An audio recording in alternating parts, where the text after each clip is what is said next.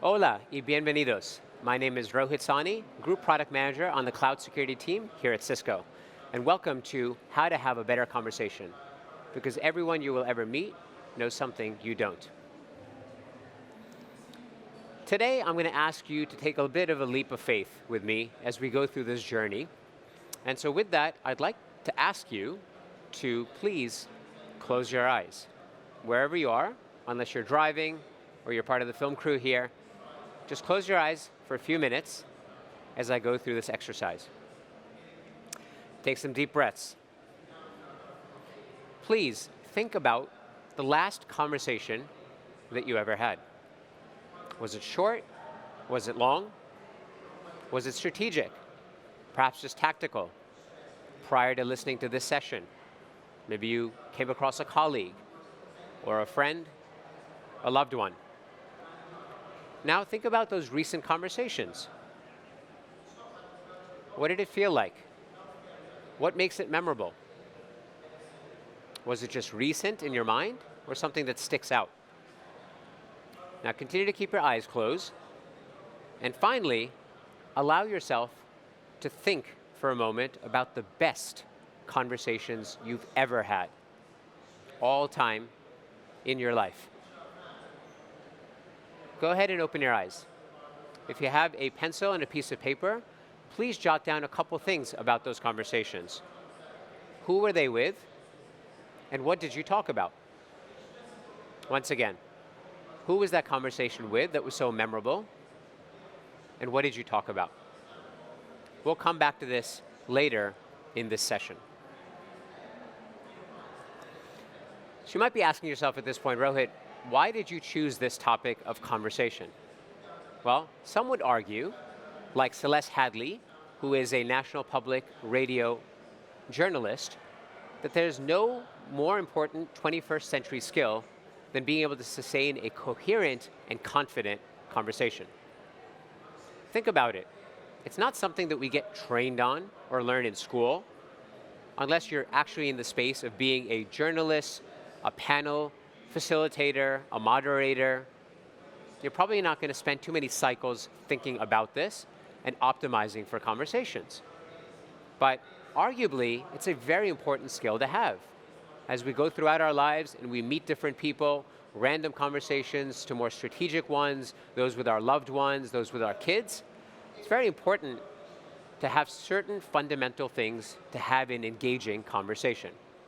And so I'm hopeful that in today's session, you pick up some tips, maybe learn about some habits that we all have that we tend to practice, that we should maybe correct, and we allow ourselves to be open to learning from others. So here's what we're going to talk about today. We're going to talk a little bit about differences and inclusion. I have some guidelines and frameworks that I'd love to share with you. We'll talk a little bit about community and belonging and purpose, and why that intersects with conversations. The types of conversations that we typically have, especially in this modern world, they're evolving. Another framework, some bad habits that we tend to fall back to. And then we have a colleague of mine named Joseph who's going to join me to have a conversation and share his reactions, and finally a call to action. So with that, let's begin.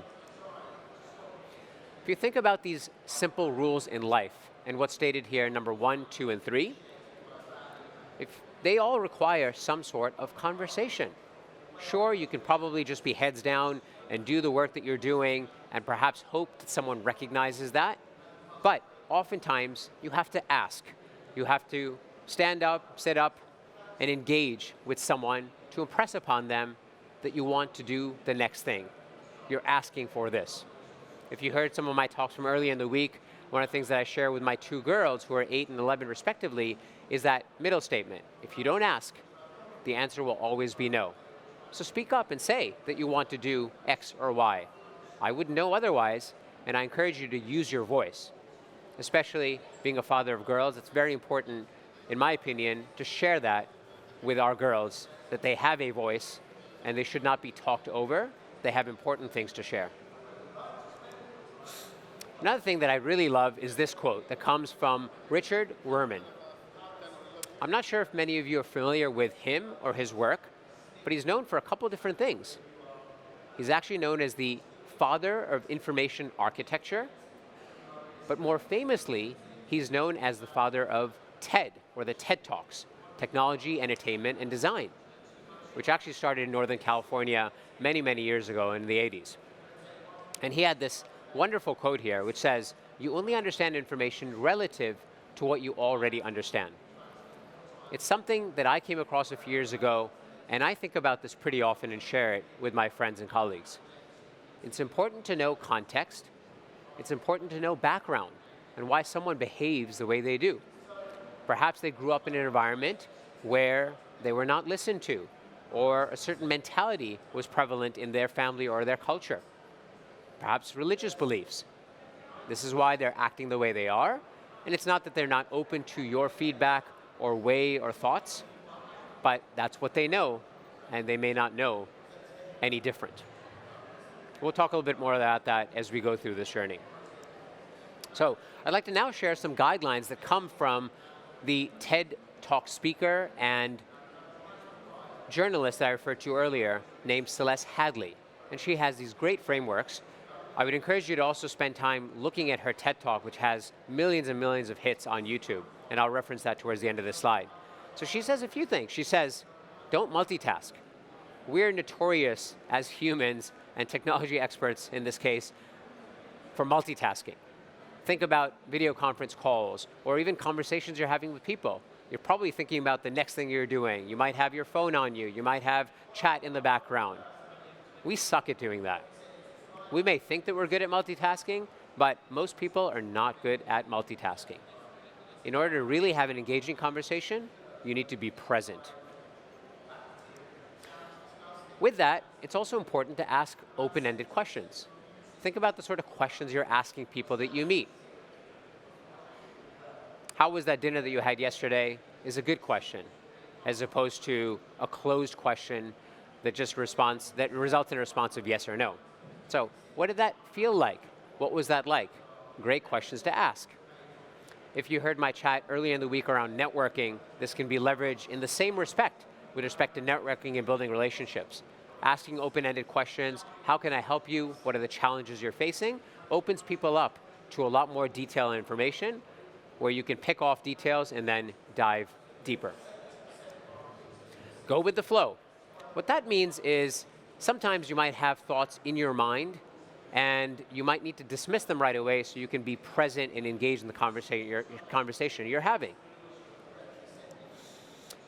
And finally, stay out of the weeds is one of Celeste Hadley's additional guidelines that I'll reference here, and a couple others as well. But stay out of the weeds really just says, don't go into all the detail.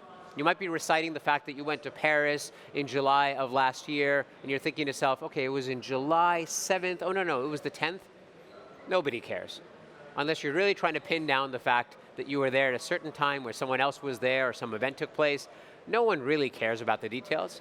And I know I'm being blunt here, but if you stay out of the weeds, the essence of the conversation is really that you did this, you went somewhere, you accomplished this. That's really what people care most about. And finally, the most important thing that will segue into our next set of slides is listen. If you listen, as Celeste says, you will open yourself to being amazed by what people have to share. One of the things I quote to some people is that God gave us 2 ears and 1 mouth, and we should use them proportionally.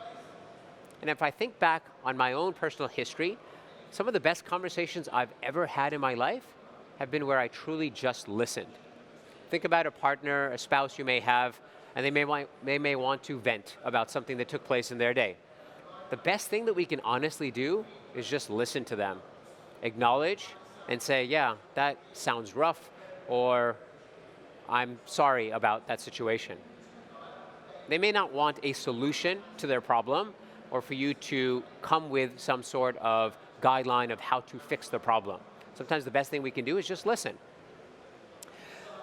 In my memory, the conversations I had with my father before he passed away at my age of 20 were just him coming into my bedroom as I was waking up on Saturday and Sunday mornings, as I was kind of half asleep and groggy, and he would just talk about history, about things that he went through in his life.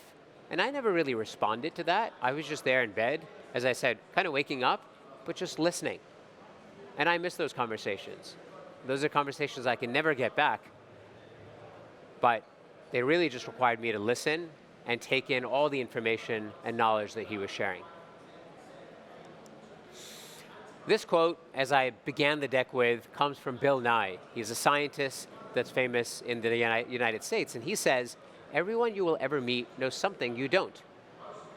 Think about that mentality. If you come with that into a conversation, a space that you're heading into, a conference like this, and you open yourself to others, you will be amazed at what you can learn. But really, it requires you to set yourself aside and be present in learning from what that other individual across from you or from within that group is sharing. So with that, this is a bit more of a lengthy quote, but the essence of it, as you read, is about engaging with others, the people around you. One of the things I tell folks that I live in the Bay Area in California, and having been there now for about 20-some years, there's not a day that goes by that I don't go somewhere in the Bay Area and meet someone that I know, whether it be my local gym, at a church, down the street, on my runs in the morning. I see people I know. I may not know their names, although I try to introduce myself as often as I can, but it feels good when you make a connection. And that connection taps into our human psyches around belonging and purpose that I'm going to talk about next. One of the things that I love to do is exercise and go for runs. In fact, I went for one just this morning prior to this talk. But when I do that on my local trail in Silicon Valley, I see people that I know. And there's this one gentleman that I see in the morning. Typically, this is going to be around sunrise, around 6:30, 7:30. And the gentleman just walks up and down the trail. He says hi to everyone. Hey, have a great morning. We do a high five. And I look forward to that. It's not a conversation, but it helps me belong. And it helps me know that there's a community of people that have like-minded interests that want to say hi. I've been on some runs in my life on that same trail, which happens to be the Stevens Creek Trail, in case you want to look it up, where I just acknowledge through eye contact and this peace sign. I'm running like this, and people respond back. And I've had some beautiful runs in the morning where every single person that I meet engages with me in that way. That itself fuels me for the entire day. And it might sound really funny for you to hear that, but that sort of extra boost that you get from engaging and connecting with people taps into our psyches around belonging. Like, hey, this is a community. These are people that I'm connecting with in some way, shape, or form. And in this case, I never even uttered a word or said anything. I just acknowledged through body contact. Likewise, it taps into our sense of purpose. We all want to be part of communities. And the more circles we find, the more communities we can tap into. There's a poster that I picked up in Vancouver, Canada, many years back, somewhere around 2009, and it looks like this.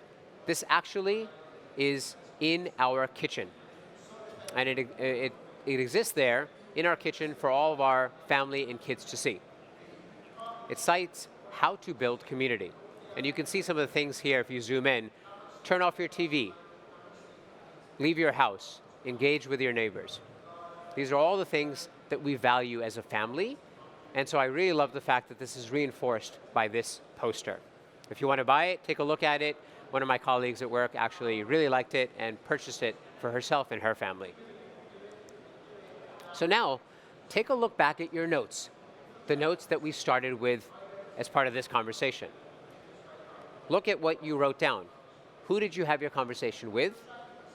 And what did you talk about? What did that actually feel like? Think about that. Hopefully, it felt like some of the things that I'm sharing here with you. Great conversations are those that are very engaging. They have a flow to them. They're just kind of natural, like you're sitting down with a group of friends on a couch on a Friday evening, maybe around a dinner table. Often, they're very inspiring as well. And thus, they may be memorable to you in your memory bank. Conversations can also be very fun. And in some way, shape, or form, they may have made an impact in your life, positively or negatively, but they made an impact nonetheless. Now, there's a lot of very varied conversations that take place in today's modern society. And I think a little bit about this. I'm a huge fan of one-on-one human conversation, but that's just a bias I have based on my age and how I grew up. However, if I reflect and observe, there are a lot of conversations that take place nowadays that are not face-to-face. Think about text and phone, instant message over Hangout, a team space, whatever it may be, that's your mode of communication. And I have siblings and relatives that engage in very deep conversations this way. It's not necessarily what I choose to do. If someone engages with me this way, to me it sounds or feels tactical or transactional. But to some people, that is a conversation that they're having, and they go into deep lengths and details in that. So I'm open to that as well.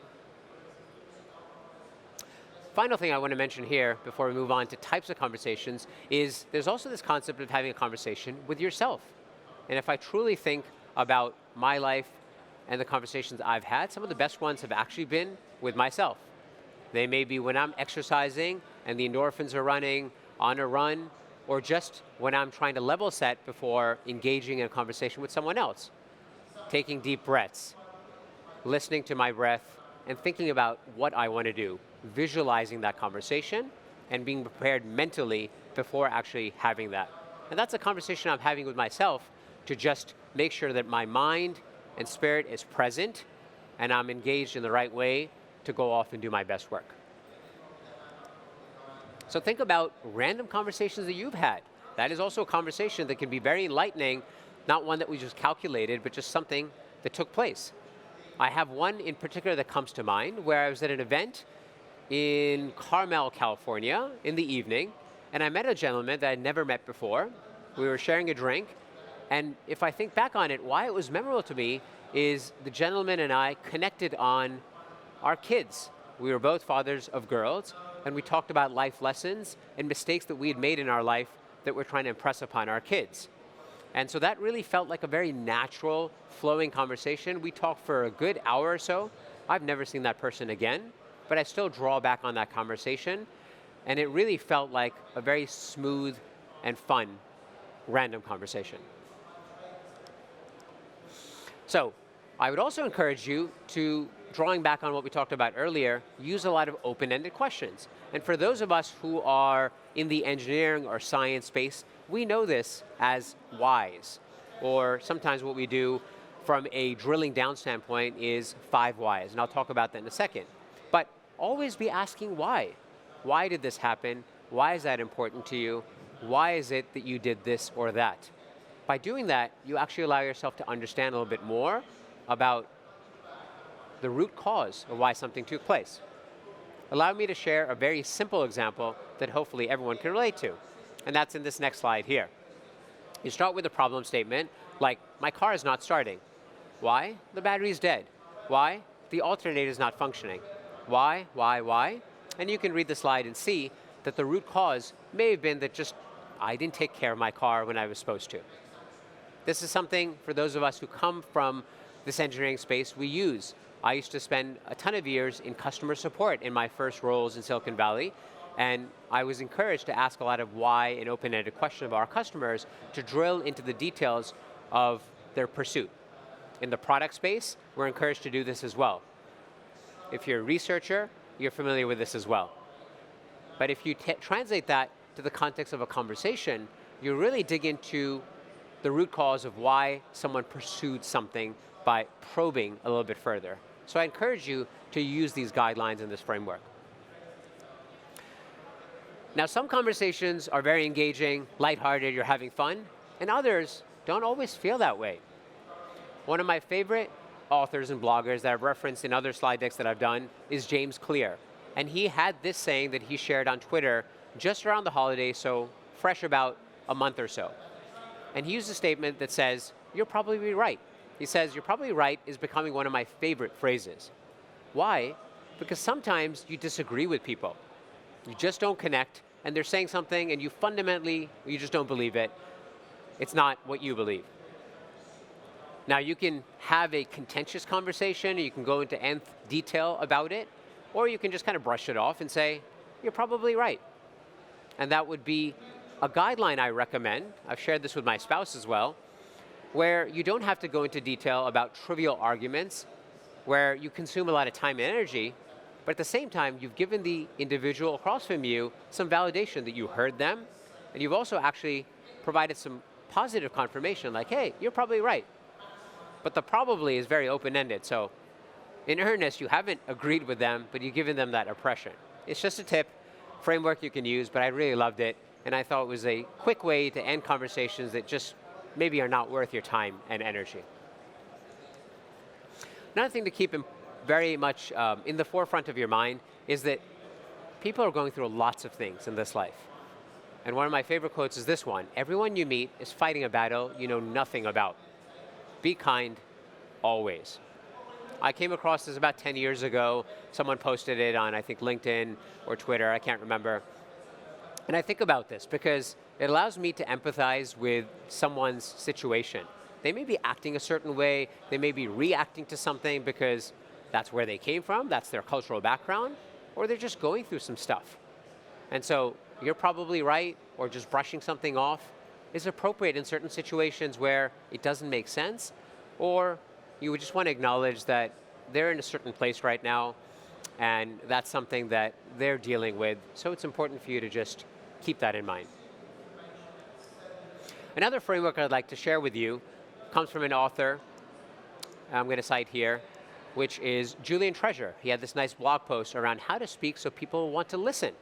And it says HAIL, which stands for honesty, authenticity, integrity, and love. Honesty is just about being your authentic self and not over-embellishing the facts. Don't exaggerate. I encourage you actually at the same time to talk about failures. We don't do this as much as a society. We talk about the great things, and sometimes that's very intimidating to the audiences that are listening to us. I encourage us to talk more about failures that we have because there's learning that comes from that, and people appreciate that. Be yourself. Authenticity speaks for itself. Integrity, doing what you say you will do. It's one of the best ways to build trust, especially for those of us who are leaders. I encourage you to do that. And ultimately, love. Wish others well. Positivity matters. People draw themselves to that. They don't want negativity. They don't want gossip. They want positive thoughts and vibes.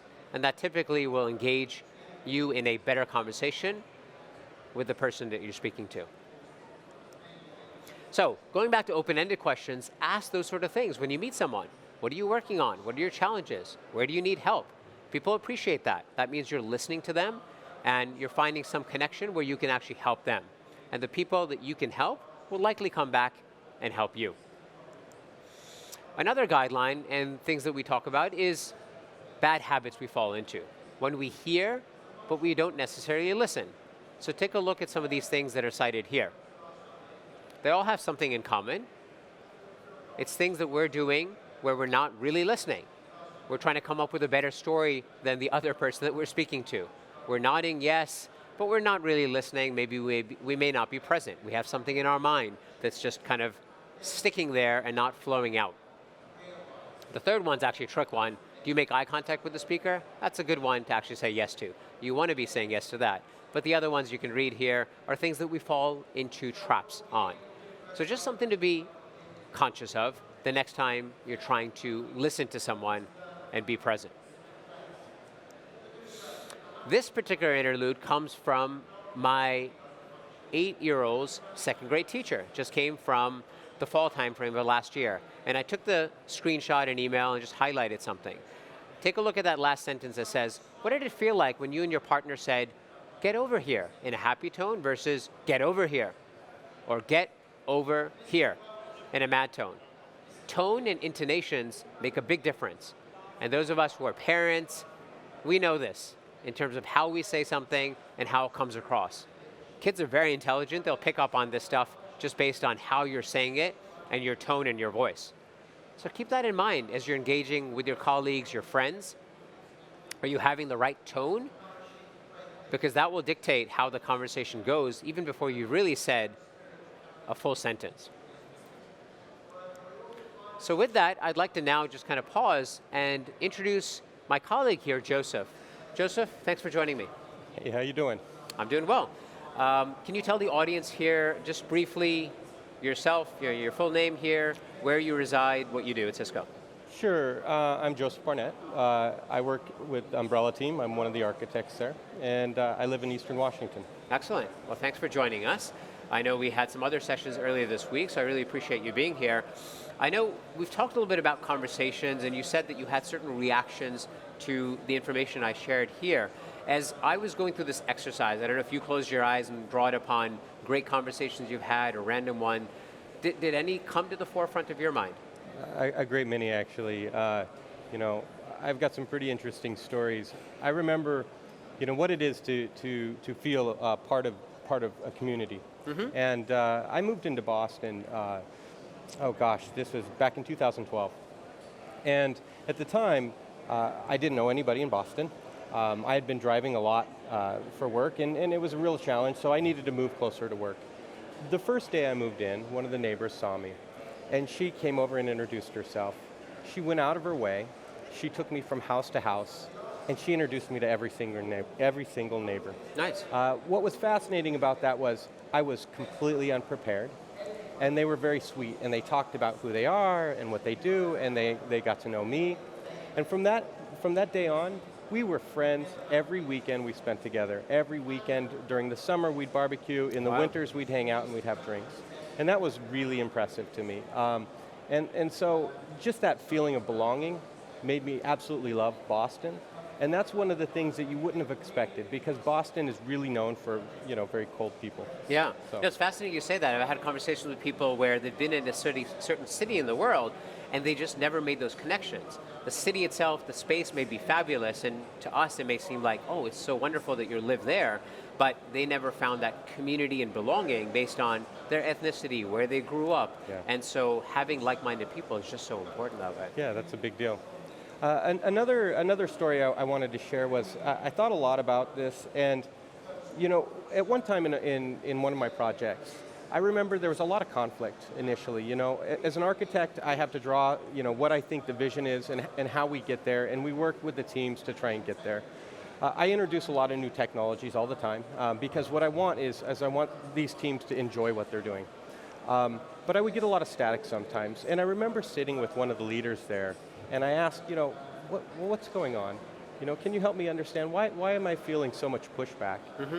And he said something really interesting. He says, you know, Joe, we might look older and like we've been doing this a long time, but most of us serve in the military. Every one of us serve in the military, and we serve for at least 4 years, which means we're 4 years behind the curve. And you're introducing new technologies which scare us. We haven't touched these yet, and we don't know if we can actually win here, and we need to win. And so, you know, that taught me something. That taught me that it's really important to understand the fears, listen to people, try and understand, you know, what are they hiding? What's their agenda? What are their aspirations? How do you team up with them? How do you make that happen? Yeah. And we spent the next few months, and I taught them all of these different technologies. Yeah.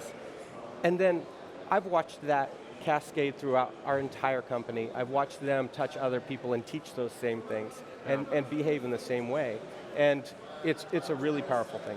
There's two things very fascinating about that. One, you had the courage to actually ask that question, and then the gentleman that you're speaking of actually became vulnerable in this case to acknowledge the fact that there's fear associated, which is not something most people would be comfortable sharing, but the fact that perhaps you had some trust or some relationship allowed them to do that. Is that right? Well, I think it was the way I asked. Okay. You know, what's going on? Yes. Like, help me understand, because it wasn't confrontational, it was like pleading. Yes. I want to help you, Right. and this is really important, let me show you why. Okay. And he took the time to say, well, here's what I'm afraid of. And I took the time to listen. Yes. And that mattered, right? Yeah. I exposed that I have vulnerabilities in that same discussion. And so I shared of myself, and I think that's probably why he shared with me. Yeah, wonderful, wonderful. So as we continue here, we have lots of leaders, technology folks that are listening to this, hopefully, and gathering some insight from their own conversations. What tips, Joseph, do you have for them, especially for, in this case, let's say engineers that may think just doing my work and doing a great job is what I should be doing, what I've been trained to do? Should they kind of step outside that comfort zone? Should they promote what they're doing? What have you learned and what tips do you have for them? Well, for engineers, I'd recommend listening. Okay. You're really smart. You have a lot of talents, and maybe you have a huge ego, and don't let that get in the way of your success. Listen to people, listen to what they have to say, try and understand their fears, try and understand why they're trying to make decisions or push information at you, and absorb that so that you can actually respond to that. Take the time to listen. And challenge your own beliefs. I've got another great story for you. Yes, please. I remember I did a hackathon, and you're going to know about this product in a few months, Sure. I think. But I did a hackathon, and I did it for fun. And every time you do something for fun, you don't expect to have to go and challenge it. But as an engineer, you feel that this is your baby. You did this, you really want to champion this, you want to make it big. And I had product management, your boss I think it came over to me and he says, Joe, I think this would be a great product. And I said, okay. And so he pulled me into a room and I talked with my leaders at the time and they said, hey, why should we make this a product? Mm-hmm. And all of a sudden I felt on the defense. Just the approach really kind of freaked me out, I'll be honest. Right, you weren't expecting that in that I didn't expect that. And I said, well, why would you ask that? And of course, one of the other PM leaders stood up and said, well, you're talking about scanning malware in the cloud. You're talking about scanning Office 365. This is a Microsoft product. You're talking about scanning Google Drive. This is a Google product. These companies protect themselves. They're not going to allow malware into their cloud. And I sat there and I did what you talked about. I breathed. I just listened to my breath. I didn't immediately respond. Mm-hmm. I didn't jump and immediately try and react to that. What I did is I said, maybe they're right. I said, you're right. And I leaned in and I said, I think you're right. Mm-hmm. It doesn't make any sense. Let's prove that it's wrong. Okay.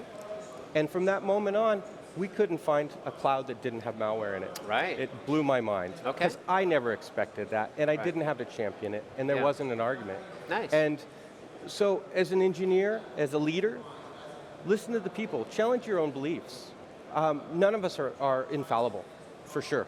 As an architect, I probably know that better than anyone. No one is infallible. And so challenge yourself, listen to others, and make friends, because we're all in the same boat. We all want to succeed. And as a team, we can go really far if we try and go alone. Yes. You might go fast, but you might burn up fast too. Yes, definitely. Yeah, very wise words. Thank you, Joseph. So as we wrap up here, I wanted to just have a call to action here to our audience who's listening. Hopefully, once again, you gathered some insight. Joseph had a lot of great knowledge that he just shared there in terms of storytelling. Be present when you're having these conversations. Listen, just like Joseph was talking about. Seek and you will find as a result.